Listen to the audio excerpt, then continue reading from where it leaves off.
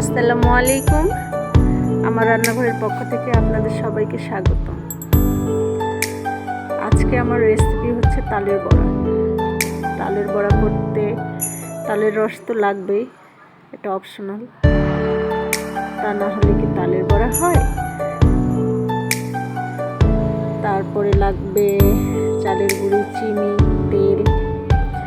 আমি প্রথমে তালের রসটাকে গরম করে নিয়েছি, তারপরে ঠান্ডা করে নিয়েছি। এরপরে তালের রসে চালের গুঁড়ি দিয়ে হাত দিয়ে মুথে মুথে একটা সফট ডো বানিয়ে নিতে হবে। ডোটা ঠিক আমি যেরকম করতেছি এভাবে প্রেশার দিয়ে দিয়ে ডোটা করতে হবে। এটা সফট ডো, অনেক পাতলাও না আবার অনেক ঘনও না, যেন হাত দিয়ে একটা শেপ দেওয়া যায়, তালের বড়ার একটা শেপ দেওয়া যায়। ঠিক আমি যেভাবে দেখাচ্ছি এভাবেই ডোটা করতে হবে। দেখিয়েন, এটা দেখা ছাড়া আর বলে বোঝাতে পারবো না কীভাবে করতে হবে। এরপরে গরম কড়াইয়ে তেল গরম করে আপনার ইচ্ছা মতো শেপ দিয়ে, আমি এভাবে দিয়েছি, আপনার ইচ্ছা মতো শেপ দিবেন।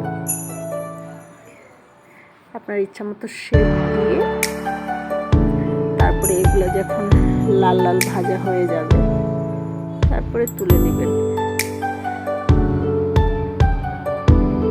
এভাবে লাল লাল ভাজা হয়ে গেলে তুলে নেবেন।